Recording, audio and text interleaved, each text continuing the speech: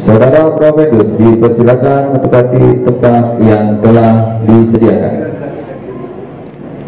Selanjutnya kami mohon kepada Direktur Program Pasca Sarjana Institut Jakarta selaku Ketua Sidang berkenan memimpin sidang promosi doktor. Bismillahirrahmanirrahim. Assalamualaikum warahmatullahi wabarakatuh.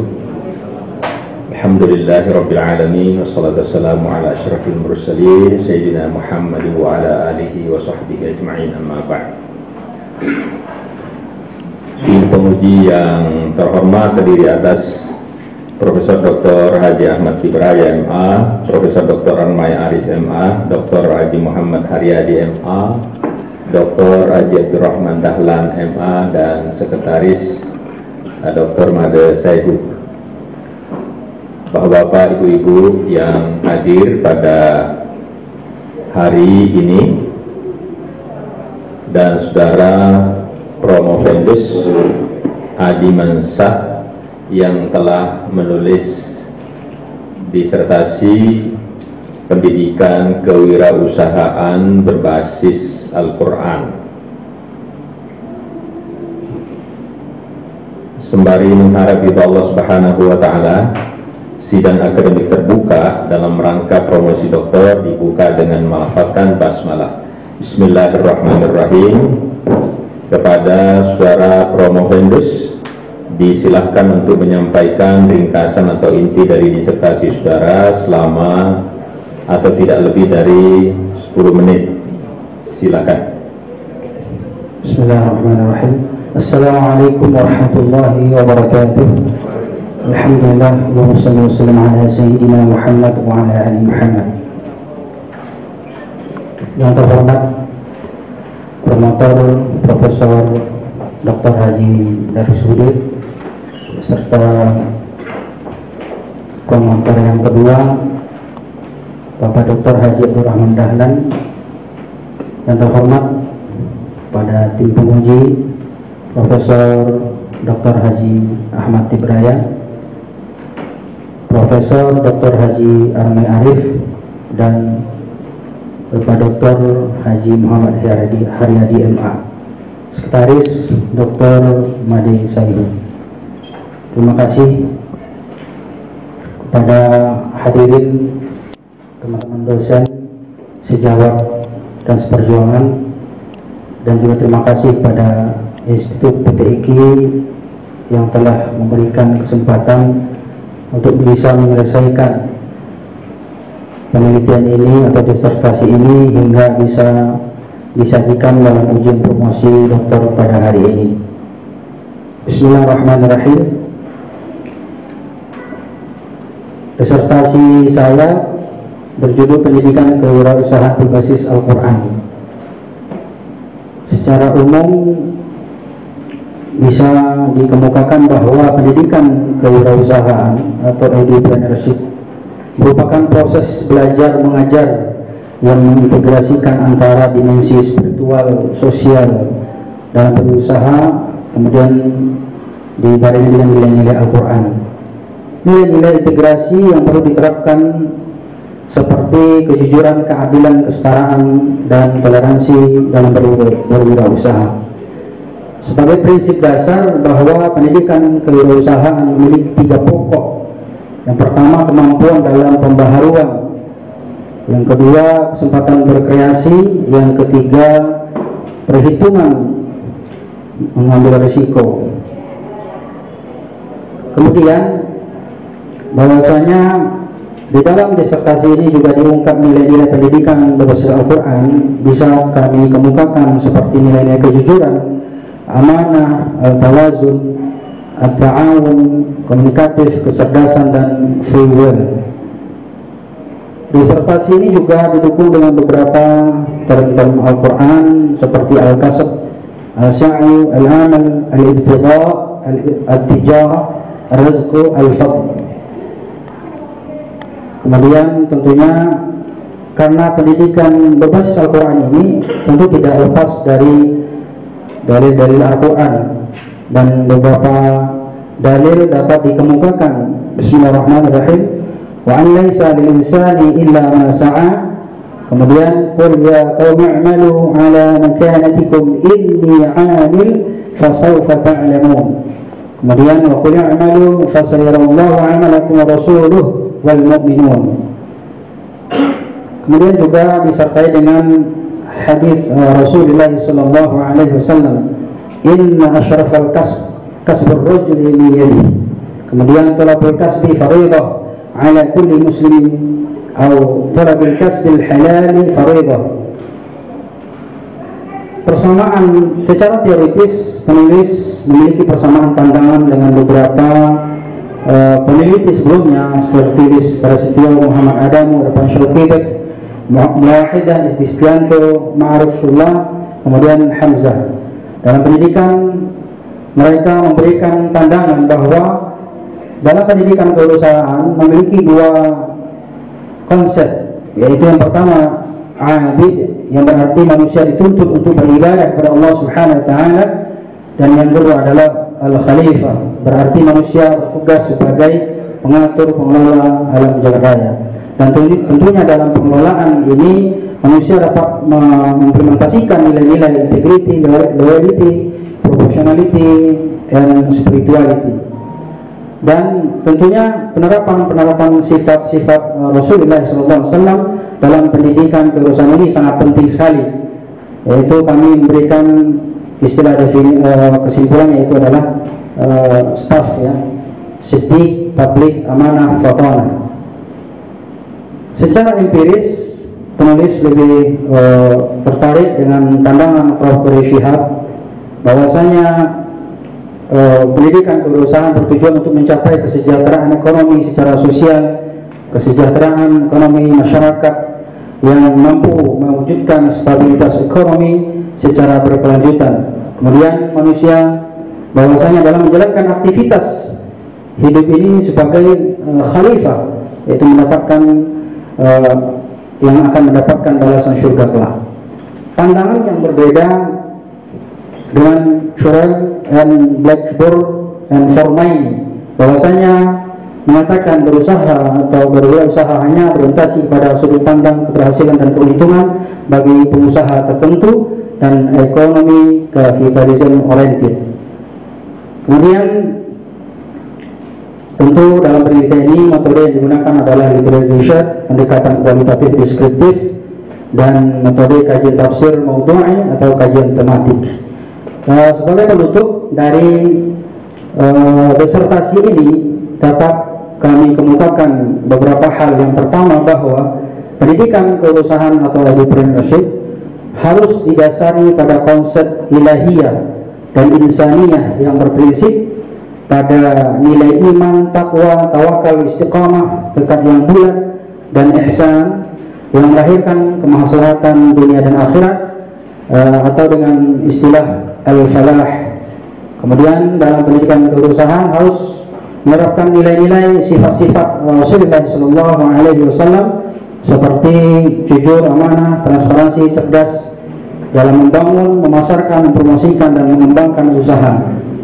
Kemudian mampu mengaplikasikan rasa persaudaraan, keseimbangan, keadilan, toleransi, tolong menolong, persamaan, pemberdayaan, kemandirian, kemudian memakmurkan serta musyawarah dalam semua aktivitas kewirausahaan, sehingga dalam produksi, penentuan jenis produk, penetapan harga, promosi, distribusi mesti harus dilandasi dengan prinsip-prinsip Al-Quran. Kemudian hakikat dari pendidikan kewirausahaan dapat memiliki jiwa kreatif. Seseorang bisa memiliki jiwa kreatif, inovatif, dan meyakini bekerja sebagai sarana meraih surganya Allah Subhanahu wa taala, dan bahwa seseorang yakin semua perilakunya, ya, usahanya tentu akan dipertanggungjawabkan di hadapan Allah Subhanahu wa taala. Terakhir, bahwa dalam Al-Quran terdapat beberapa term-term yang membahas dan berkaitan dengan entrepreneurship atau pendidikan kewirausahaan seperti al-kasab, al-sa'yu, kemudian al-amal, al-ibtigha, at-tijarah, kemudian al-rizqu, dan al-fadlu. Demikian presentasi dari disertasi atau ringkasan disertasi yang dapat kami sampaikan. Lebih dan kurangnya mohon dimaafkan. Terima kasih kami ucapkan, dan Assalamualaikum warahmatullahi wabarakatuh. Baik, terima kasih Saudara Promovendus. Selanjutnya dipersilakan pemuji pertama, Profesor Dr. Haji Ahmad Tibraya MA. Disilakan. Terima kasih Ketua Sidang. Assalamualaikum warahmatullahi wabarakatuh. Yang terhormat Ketua Sidang, Profesor Dr. HM dari SUD. Yang saya hormati para promotor, para pemuji, sekretaris ujian promosi, Saudara Promovendus, Adimansa yang saya banggakan. Yang pertama ingin saya lihat teknik penulisannya. Sama sekali belum ada, bukan sama sekali ya, ada beberapa, tetapi paling banyak Anda tidak menerapkan transliterasi. Ya, coba lihat di dalam daftar isi itu, halaman 12 Umawi, semua at-ta'awun, al-ukhuwah, at-tawazun, al-adalah, asyura, at-tasamuh tidak ditransliterasi. Transliterasi maksudnya sini tidak dimiringkan. Ada transliterasi yang dimiringkan. Ada beberapa lagi yang terjadi. Tolong diperhatikan itu. Satu. Yang kedua, yang berkaitan dengan penulisan ayat. Seingat saya tegur dulu waktu ujian tegur. Jadi kalau surah itu setelah itu ada nomor surahnya. Kalau saudara mau garis miring, mau balas kurung, mau dalam kurung, misalnya Al-Baqarah itu surat keberapa? Surat kedua. Berarti dalam kurung 2. Nah, kemudian An-Nas yang keberapa? An-Nas 114. Nah, Al-Isra yang keberapa? Al-Isra. Bingung kan? Itu. Jadi yang saudara hafal itu hanya 2, yang awal dan akhir aja. Al-Ikhlas yang keberapa? 112. 112. Ya. Itu dituliskan dalam buku supaya nanti pembaca terbantu dengan informasi. Yang berikutnya dalam hal materi,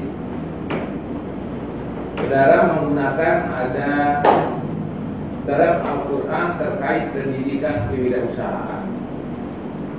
Saya lihat dalam uraian tidak ada uraian yang berkaitan dengan pendidikan, tetapi mungkin yang benar di bab yang Rumawi 12 daftar isi, Rumawi 12 sebagai daftar isi 22, maaf, bukan 12, 22.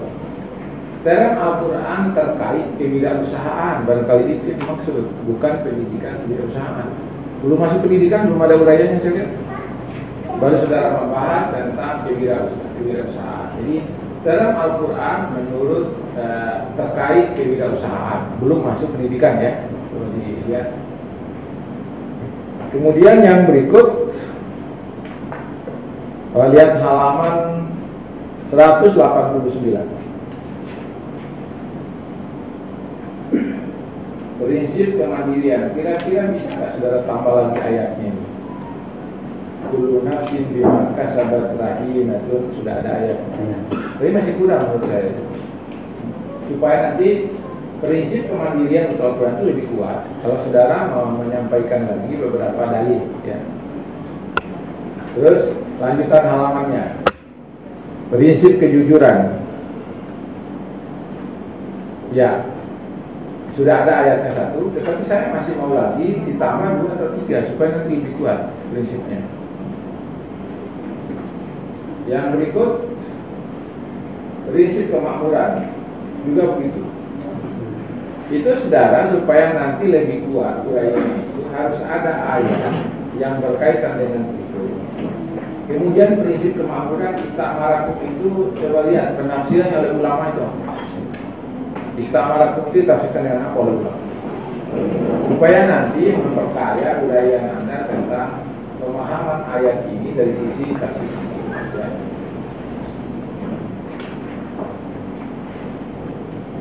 Prinsip at-ta'awun. At-ta'awun tidak ada hadisnya, ayatnya. Wallahu fi aunil abdi maka al-abdi fi auni, itu hadis. Ayat mana? Ta'awanu 'alal birri wat taqwa wa la ta'awanu 'alal ismi wal 'udwan. Itu ada di pikiran anak dari Oh, iya. ya kan? Nanti orang baca bukan di pikiran anak, di sini orang baca. Ya, jadi nanti itu masukkan. Ini terus. Nah, prinsip ukhuwah. Ada nggak?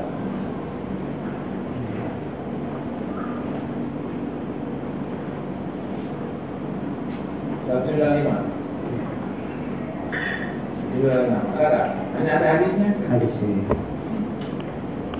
Jadi nanti hadis itu bisa dimasukkan apabila dipandang mendukung ayat. Ya. Kemudian setelah itu Anda memasukkan penafsiran ulama. Ya. Misalnya al-quwa itu saudara jelaskan, kemudian penafsiran ulama tentang al-quwa itu apa? Ini ada dua hadisnya ini. La tahasadu wa la tabajasu, tanajasu wa la tabaghadu ya. Semua hadis, tidak ada ayat. Sementara itu Al-Quran. Jadi ciri Al-Quran itu ayatnya ada. Ya. Tawazun. Di musalah ya sudah benar. Akimul wazna bil qisti wa la tusil mizan. Tentang fima atakallahu darah kita itu sudah simbangan, sudah cukup. Kemudian yang berikutnya lagi kesimbangan itu baik. Kayak kunudatan bainal adniyatnya. Al-adalah di luar perbuatan takwa. Ada lagi yang lain tak? Inna Allah ya'muru bil 'adli wal ihsan. Bilal wal ihsan belum tertulis ini. Itu yang dimasukkan itu. Anda tahu ayatnya tapi tidak dimasukkan. Ada lagi. Bila perlu saudara bedakan, yang digunakan oleh Al-Quran itu al-qistu dengan al-adlu. Apa sih bedanya al-qistu dengan al-adlu? Waqsitu, wa'adlu, apa bedanya?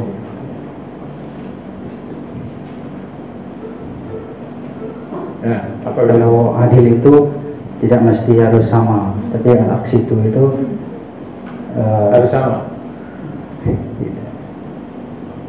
Gitu. Jadi harus sama. Kalau itu pandangannya bahaya.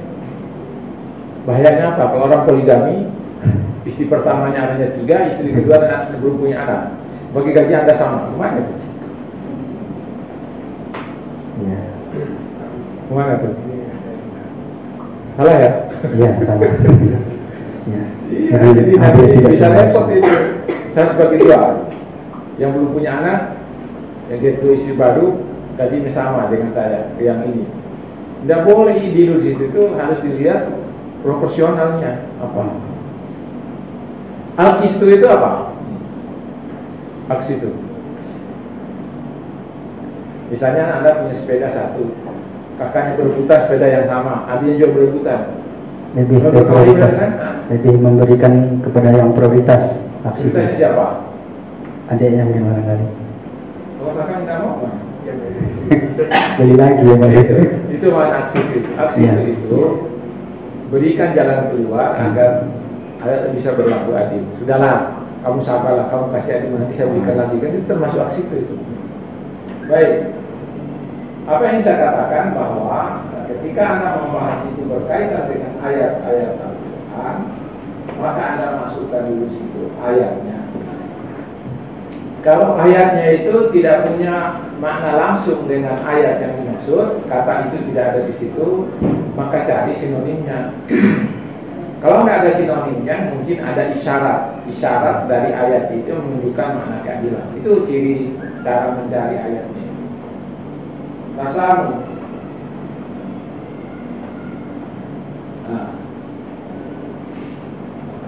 gimana saudara mengambil ayat pada 208 itu menjadi sesuatu ayat yang menunjukkan makna kesamaan?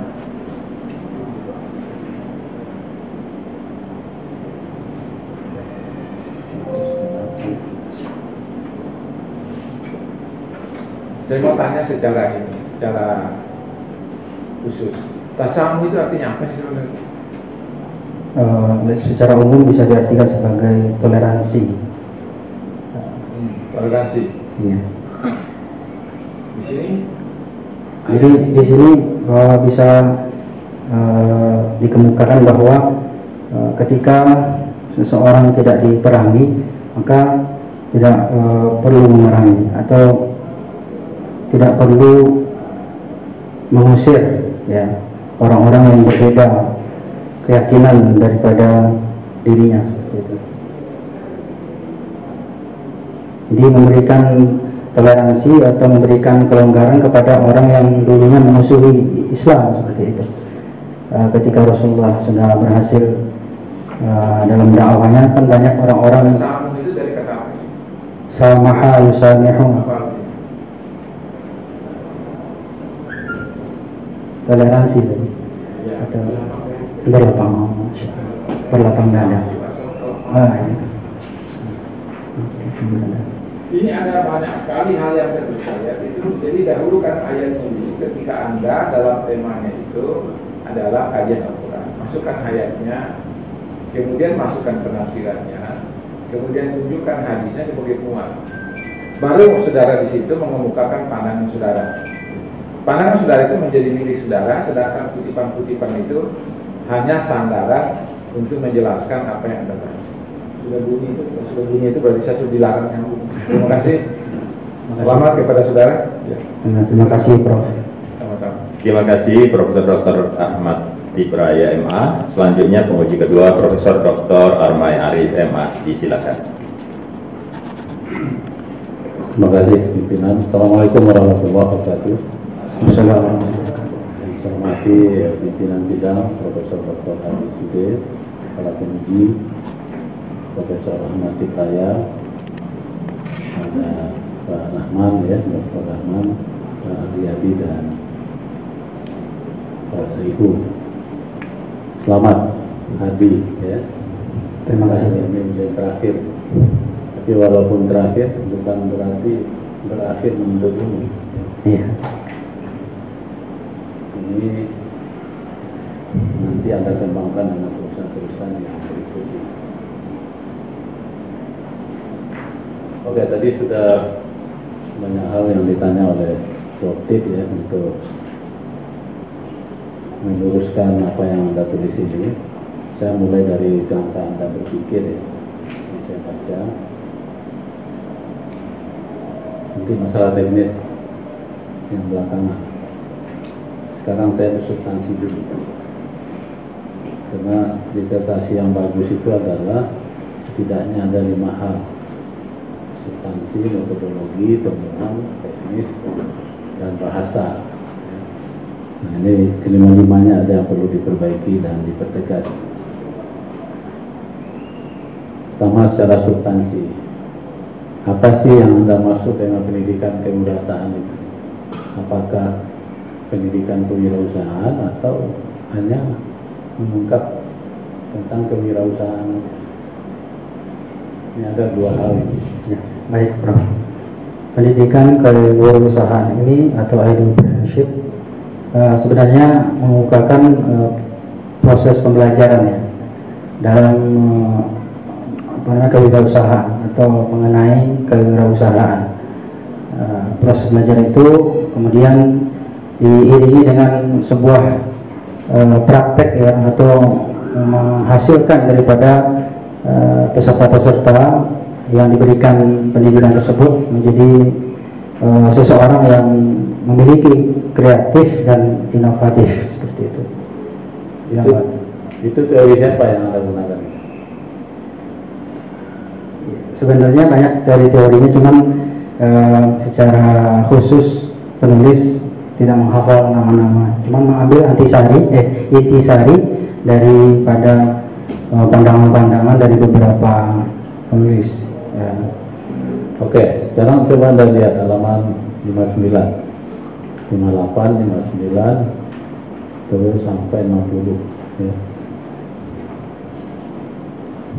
Ini, sehingga Anda menyimpulkan bahwa kewirausahaan dapat diartikan, padahal Anda membahas pengertian pendidikan kewirausahaan.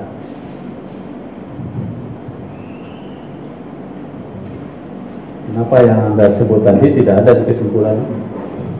dari teori-teori yang dikemukakan oleh para pakar tentang pendidikan kewirausahaan. Karena tadi kebetulan mengambil dari isi dari PowerPoint yang sudah dipresentasikan tadi secara umum, dan juga terdapat di dalam abstrak yang telah kami tuliskan. Di situ ada pernyataannya secara khusus mengenai apa yang kami sampaikan tadi, termasuk juga intisari dari pengertian pendidikan kewirausahaan secara umum. Istilahnya dibahasakan ulang oleh kami sendiri seperti itu, Prof. Ya, seharusnya Anda tegas bahwa Anda membahas pendidikan kewirausahaan, bukan kewirausahaan. Ya, pendidikan kewirausahaan, makanya saya tegaskan, Anda mau membahas pendidikan kewirausahaan atau kewirausahaan. Ya, pendidikan kewirausahaan. Ini kan ada halaman 59 nih, coba Anda lihat 58. Pengertian pendidikan kewirausahaan. Itu ada teori-teori yang dikemukakan baik menurut Lafaroni, Lesi, ya. Ya. Nah, terus siapa lagi? Donald, Nah, ada lagi Edith, Deges, ya, Hooker, Hooker, ya banyak ini kan. yang baik, Prof. Nah, tapi penulisan Anda juga bolak-balik nih. Seharusnya ketika Anda menjelaskan pengertian pendidikan kewirausahaan itu mulai dari etimologi dulu, itu baru terminologi. Tapi di terakhir muncul lagi etimologi. Setelah etimologi Anda sebutkan. Nah, ini menjadi landasan teori kalau Anda tegas dalam mengungkap ini, ya. Coba lihat 58 sampai 61, kan? Hanya membahas tentang pendidikan kewirausahaan hanya 3 halaman, 2 halaman cuma sampai 63, ya, betul. Ya, Prof. Ya, nah ini dipertegas di sini sehingga nanti kesimpulan Anda dari penjelasan tentang pengertian pendidikan kewirausahaan ini adalah kesimpulan tentang pendidikan kewirausahaan, bukan kesimpulan tentang kewirausahaan, ya. Nah, ada berapa kalau bicara pendidikan kewirausahaan itu? Ciri-cirinya. Itu beda lagi dengan ciri-ciri kewirausahaan. Ya. Nah, di mana Anda ungkap tentang ciri-ciri pendidikan kewirausahaan? Dikatakan pendidikan kewirausahaan kalau punya apa? Dikatakan pendidikan kewirausahaan kalau ada apa? Kalau pendidikan kewirausahaan yang dapat kami sampaikan bahwa seseorang yang berwirausaha itu bukan hanya bisa berhasil untuk dirinya sendiri atau secara individu, tapi juga bisa memberikan atau menularkan kepada orang-orang yang ada di sekitarnya, atau memberikan semacam bimbingan, ya, bagaimana orang-orang yang ada di sekitarnya atau bimbingannya itu menjadi orang yang sukses seperti dirinya sukses, seperti itu. Nah, kalau Anda buat pointer dari definisi Anda itu, satu, yang dimaksud dengan pendidikan kewirausahaan harus ada apa? Yang kedua apa? Ketiga apa? Nah, kalau itu kerangka berpikir Anda mulai dari situ, maka nanti baru Anda cari isyarat Al-Qur'annya, ada enggak?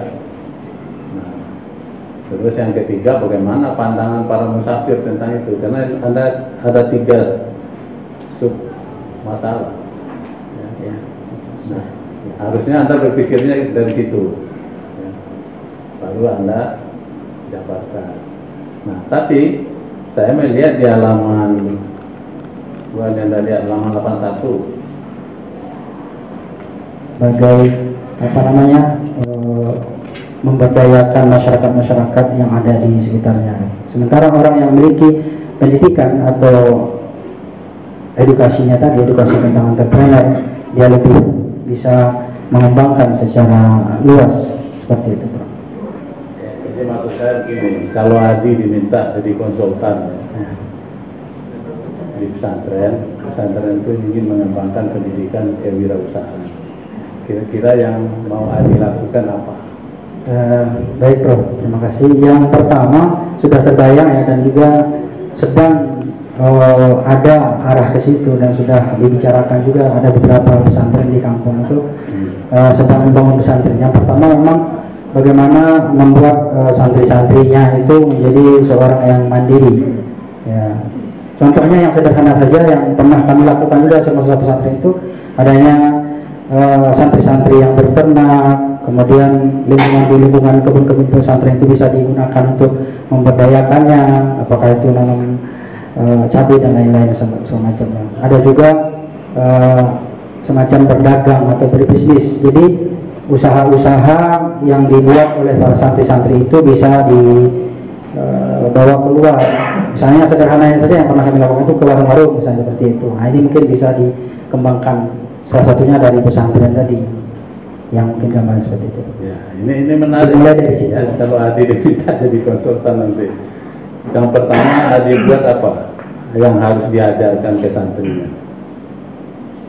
Pertama dibuat kurikulumnya dulu. Iya. Ya, kira-kira kurikulumnya isinya seperti apa. Jadi ada teori, ada praktek, sehingga nanti pesantren itu dikatakan berbasis kewirausahaan. Oh, ya. Ya. Nah, ini tidak terbayang seperti itu kalau bicara pendidikan kewirausahaan. Tapi hanya yang terbayang di sini adalah ciri-ciri wirausaha. Ya. Nah, itu beda, dua hal yang berbeda. Ya. Gitu. Nah, kita ingin secara spesifik, makanya nanti setelah Adi jadi dokter, ini banyak pesantren yang minta sama Bapak ini. Ya. Saya mau buat pesantren berbasis kewirausahaan pro. Minta selebihnya seperti apa? Mata pelajaran yang diberikan tentang pendidikan kewirausahaan itu seperti apa? Tolong bikin RPP-nya. Ya. Nah, ini kalau kita bicara pendidikan. Kalau bicara pendidikan tidak ada bicara tentang aspek-aspek yang menyangkut tentang pendidikan, ya tidak bisa. Ya, kecuali Adi membahas kewirausahaan, bukan pendidikan kewirausahaan. Ya, ini dipertajam nanti. Ya, bahasanya dipertajam dengan landasan teori yang ada halaman 59 tadi. Ya, jadi jangan diubah-ubah, konsisten dengan pendidikan kewirausahaan. Baik.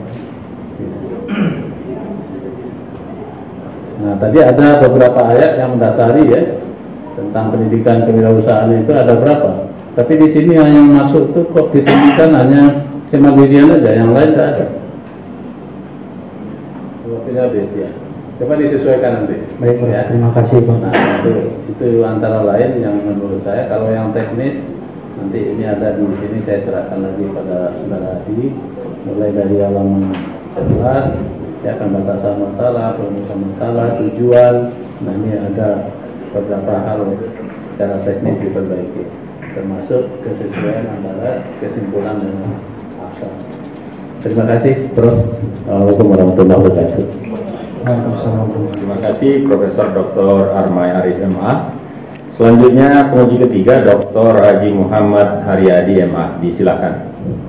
Terima kasih pimpinan sidang, para penguji yang kami hormati, para promotor, sekretaris sidang, dan saudara Adi Mansah. Saya akan mulai dari judul. Ya, judul Anda adalah Pendidikan Kewirausahaan berbasis Al-Quran. Tapi coba lihat di dalam abstraknya. Di dalam abstraknya itu tidak ditulis kewirausahaan, tapi ditulis di situ edupreneurship. Mana yang Anda gunakan? Ya, baik Ustaz. Sesuai dengan masukan Ustaz juga waktu bimbingan kemarin, saya menggunakan pendidikan kewirausahaan. Cuman karena revisi keseluruhan itu masih tercantum edupreneurship, Ustaz. Nah, di sini harus konsisten. Jadi Anda kalau mau menggunakan kewirausahaan, kalau mau menggunakan edupreneurship berarti gunakan edupreneurship. Nah, lebih baik di awal itu ditulis kewirausahaan dalam kurung, tapi selanjutnya nanti gunakan semua kalimat kewirausahaan. Karena nanti di dalam isi masih udah berubah kewirausahaan, tetapi di dalamnya semuanya masih edupreneurship. Ini yang pertama. Yang kedua, Coba lihat di halaman 99 sampai dengan 101, lalu 110, 113, 117. Semua hadis-hadis yang Anda kutip di situ tidak ada sanadnya. Padahal wajib dalam disertasi itu kita tidak boleh hanya mengutip matannya, tapi kita harus mengutip lengkap. Yang an itu. Nah, itu dia. Nah, ini perbaikan yang kedua yang harus dilakukan.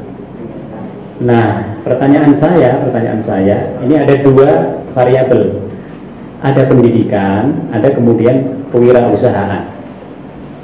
Pendidikan itu berasal dari kata apa yang Anda gunakan dalam disertasi ini?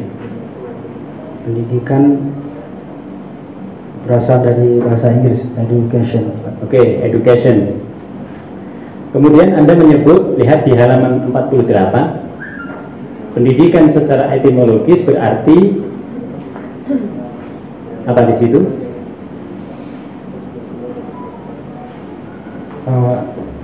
Pais dari bahasa Yunani. Nah, pertanyaan saya, kenapa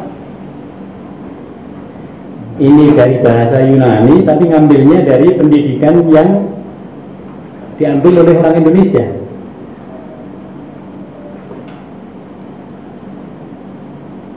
Baru kemudian dimasukkan education di situ. Jadi disinilah perlunya kita merujuk kepada sumber yang asli.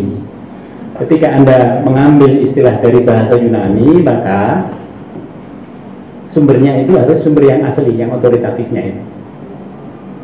Kemudian di bab yang kedua ini tidak ada pengertian wirausaha. Sekarang pertanyaan saya, wira itu apa artinya? Wira usaha itu kan dari dua kata, wira dan usaha. Apa artinya wira? Nah, di sini tidak ada. Ya, nah, di situ. Karena ada tokoh yang sangat terkenal, Wiro Sableng. Ya kan? Sama. Wira itu apa? Wira itu pejuang. Wira itu pahlawan. Nah, di situ.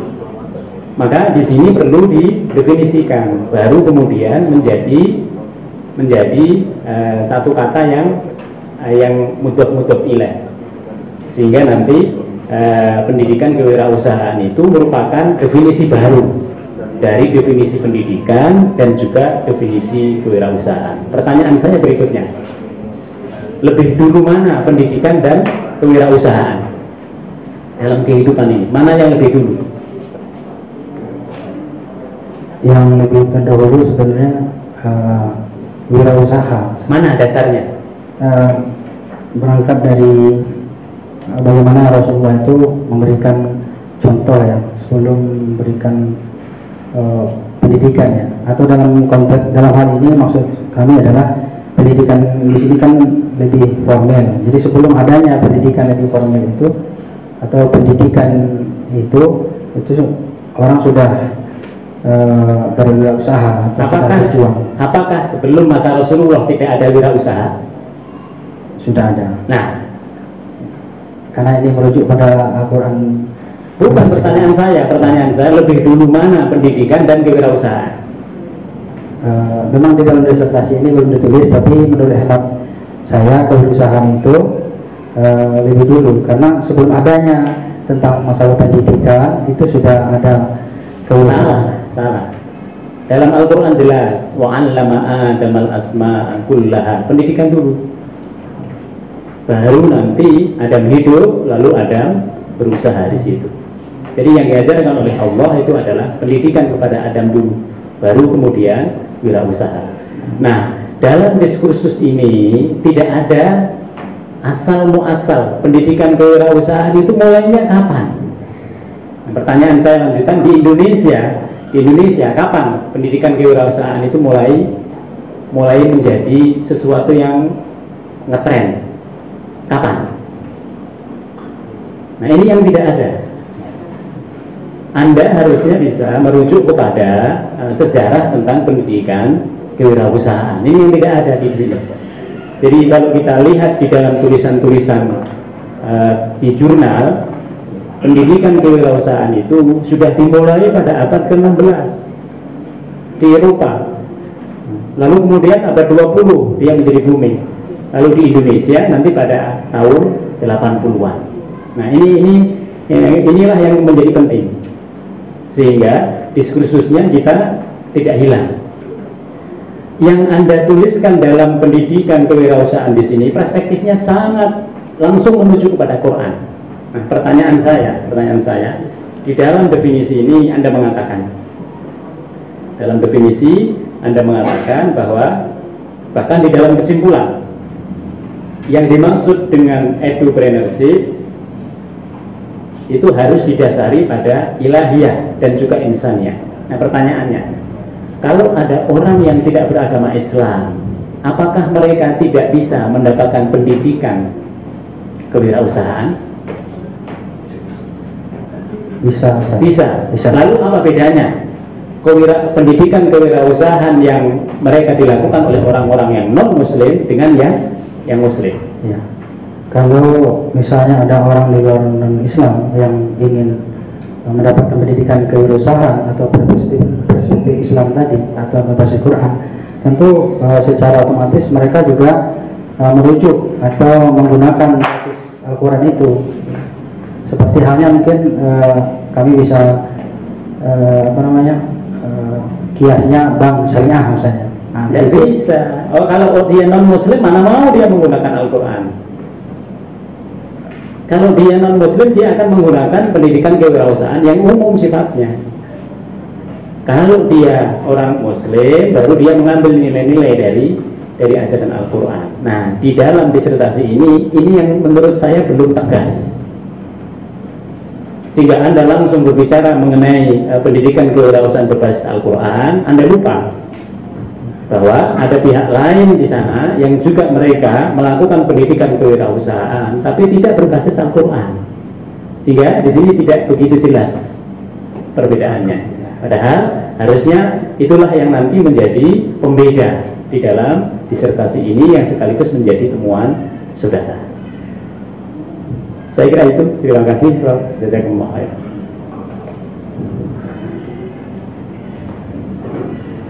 Baik, terima kasih Dr. Muhammad Haryadi MA. Selanjutnya disilahkan Dr. Haji Abdurrahman Dahlan MA. Terima kasih Pak Ketua Sidang,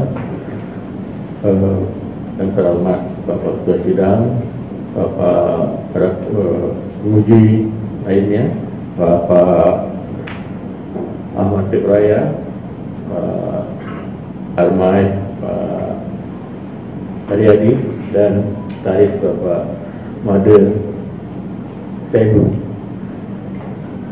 Itu ucapan selamat pertama saya sampaikan kepada saudara Promopendus. Kelihatannya ini sudah menjelang puncak, mau kulminasinya ya, titik kulminasinya ya. Itu bukan saudara saja yang bergembira, tapi tentu saya harus mengucapkan selamat juga kepada keluarga ya, karena ini S4-nya tidak ada, ada S3 saja ya. Saya bisa paham pertanyaan saya, saudara Promopendus ini S1 di mana? S1-nya dulu kuliah di Al-Azhar Mesir, cuman karena ada konflik saya pindah di Indonesia melanjutkan. Kemudian S2-nya di Universitas Muhammadiyah Jakarta dan S3-nya PTIG. Bagus. Alhamdulillah itu bagus itu. Jadi sebetulnya harusnya tidak terlalu sulit untuk menulis tema pendidikan kewirausahaan berbasis Al-Quran gitu ya. Cuma memang kadang-kadang terlalu berburu materi, berburu substansi, maka hal-hal yang bersifat formalistik, yang bersifat teknis, Anda agak abaikan gitu ya.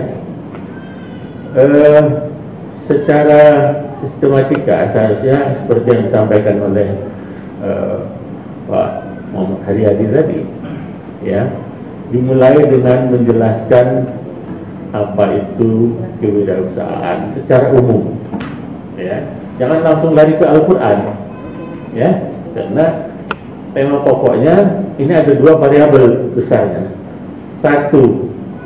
tiga malah, satu kewirausahaan, dua pendidikan kewirausahaan, yang ketiga basis Al-Quran. Itu variabel utamanya. Jadi berpikirnya juga harus sistematis seperti itu, bicara tentang hal-hal yang umum, dan itu sudah dimulai sebetulnya di bab 2 tadi, ya, di bab 2 judulnya umum itu, tapi begitu kita baca ke dalam langsung bicara masuk ke merujuk ke Al-Quran, padahal judulnya apa judulnya?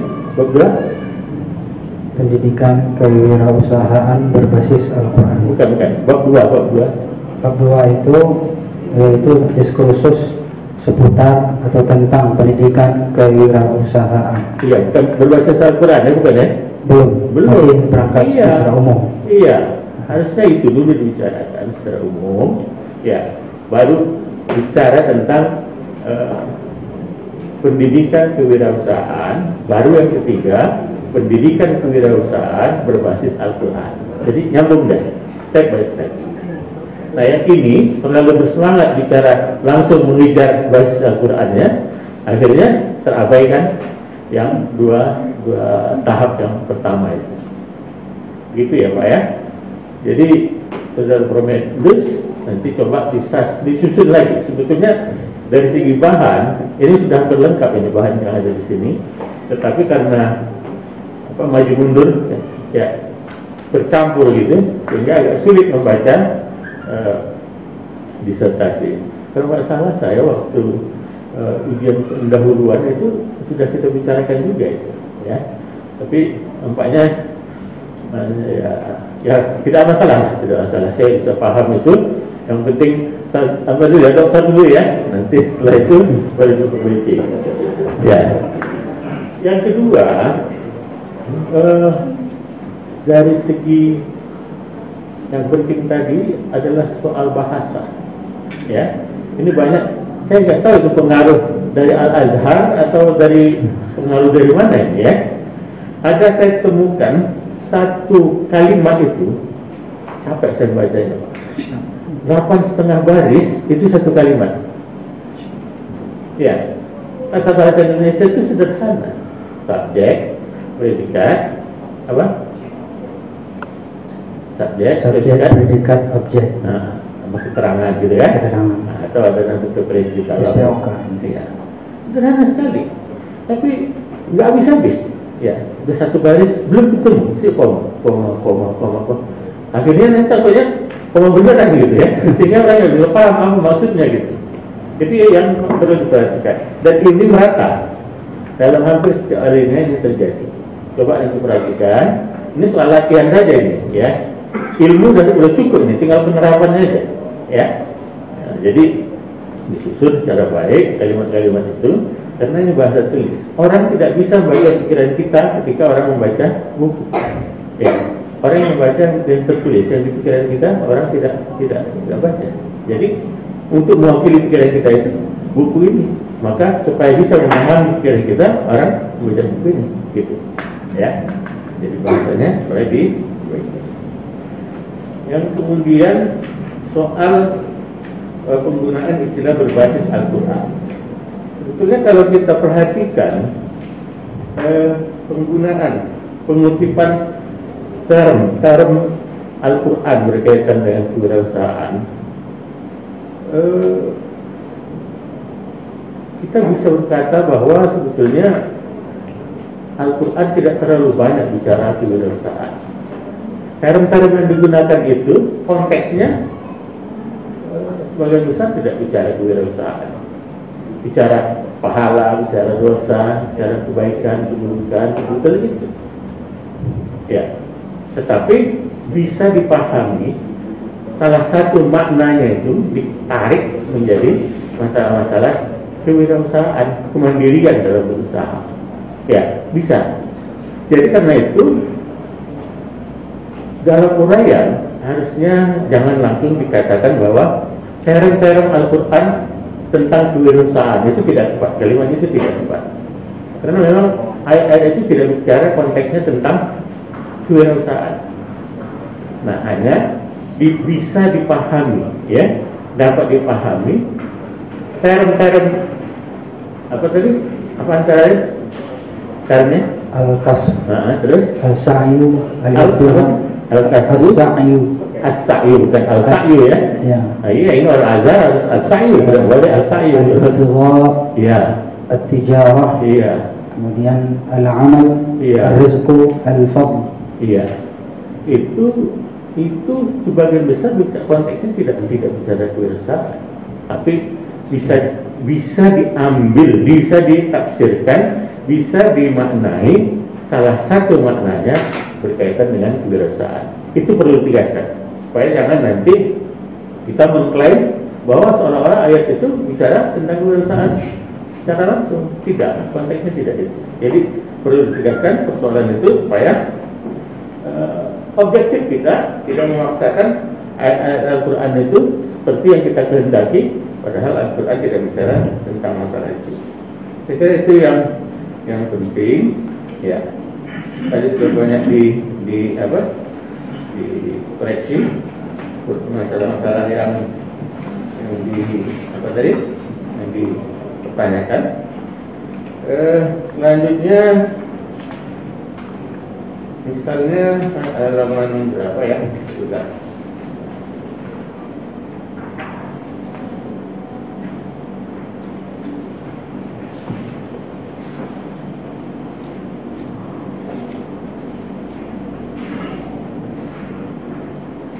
Sedikit lagi. Jadi agak tenang. Oh, saya ingat tadi berbicara soal masalah hadis-hadis ya. Ada satu yang menarik. Saya kira ini soal kepercayaan diri, soal kepedian ya. Percaya diri. Hadis dikutip dalam bahasa Inggris. Ada ya? Ada, karena sebenarnya bukan hadisnya, cuman karena mengambil dari sebuah jurnal yang berbahasa Inggris kemudian disarikan dalam, memang penulis itu menulis hadis tapi dikeluarkan dalam bentuk intisari atau sari. Iya. Anda tahu itu hadis bahasa Arab tapi Anda kutip yang bahasa Inggris.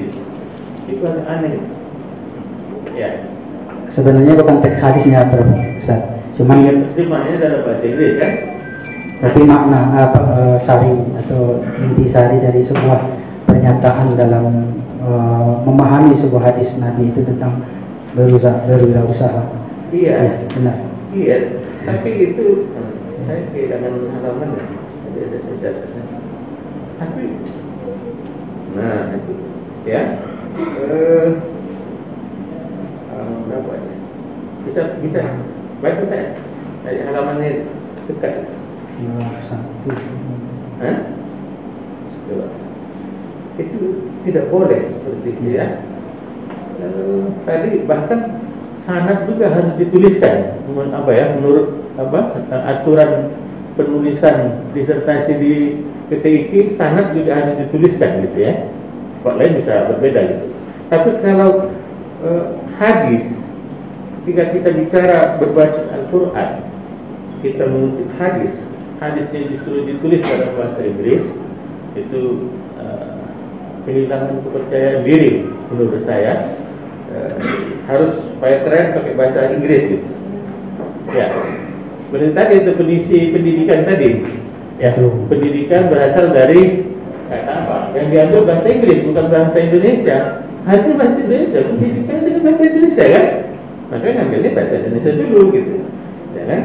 Dibawa-bawa ke seolah-olah dalam bahasa Indonesia nggak ada arti pendidikan itu gitu. Adanya bahasa Yunani, adanya bahasa Inggris gitu. Padahal dalam bahasa Indonesia ini di depan kita ada 2 pakar pendidikan ya. Nah itu keberatan beliau berdua itu kalau seolah-olah nggak ada uraian pendidikan itu dalam bahasa Indonesia gitu ya. Baik, jadi saudara Promoventus, ujian telah selesai izinkan kami untuk melakukan sidang tertutup. Untuk itu sidang diskor beberapa saat. Hadirin dimohon berdiri. Tim penguji menuju ruang khusus.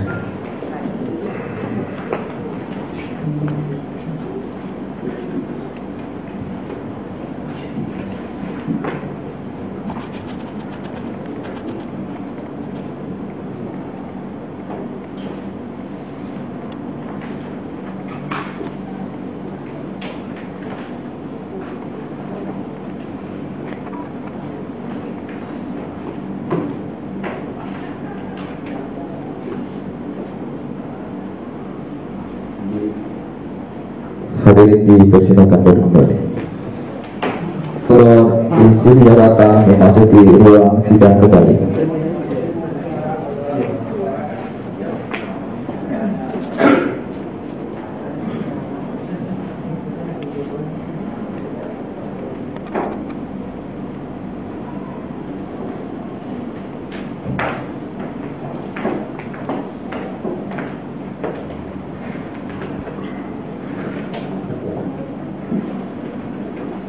Hadirin dipersilakan duduk kembali.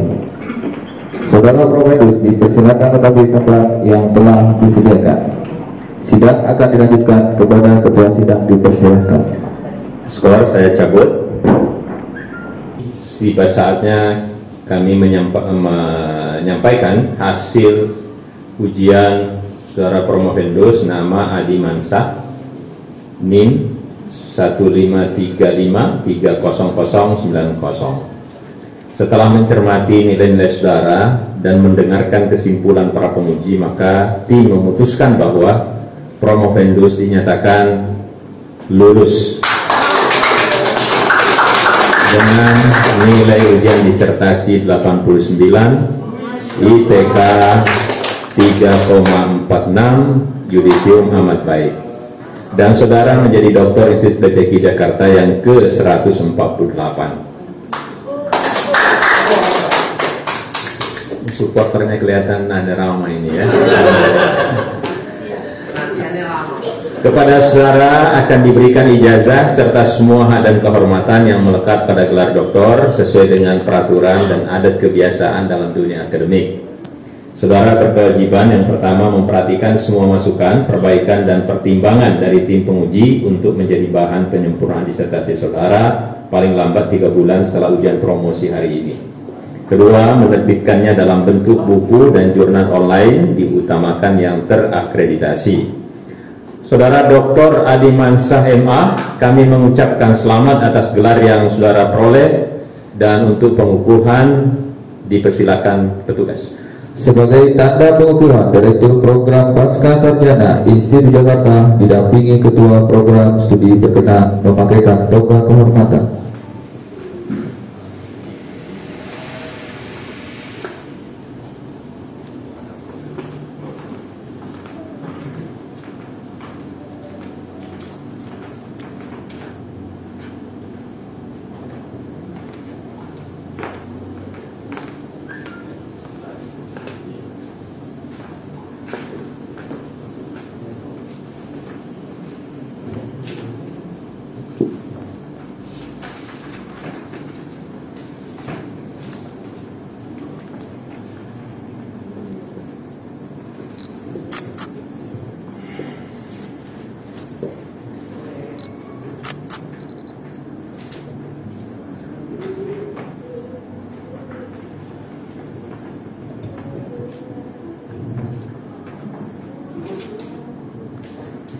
Direktur Program Pasca Sarjana dan Ketua Program Studi berkenan kembali ke tempat.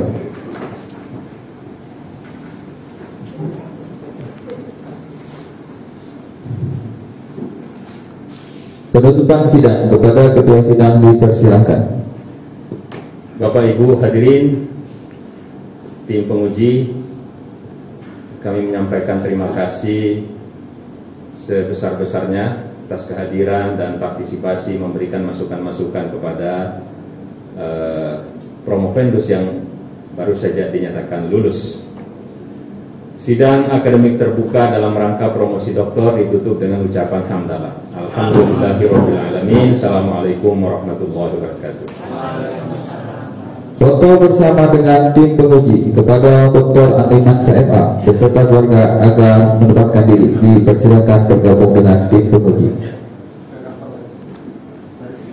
Keluarga, anak-anak, istri, kalau ada ayah anda, mertua, ama, oh enggak ada. Anak-anak semuanya. Ini kenang-kenangan luar biasa ini. Berapa lama nunggunya ini? 6 tahun. Silakan, silakan. Ini saya ya, ini 3 ya. Ya, oke, baik. Setelah itu sebagian.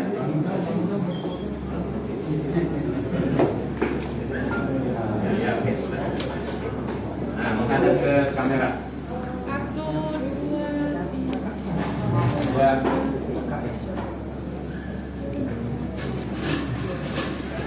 Mantap, bangun dong Mumtaz. Ucapan selamat dari tim penguji. Hadirin dimohon bersabar sejenak untuk tetap di tempat. Kepada ketua sidang didampingi anggota tim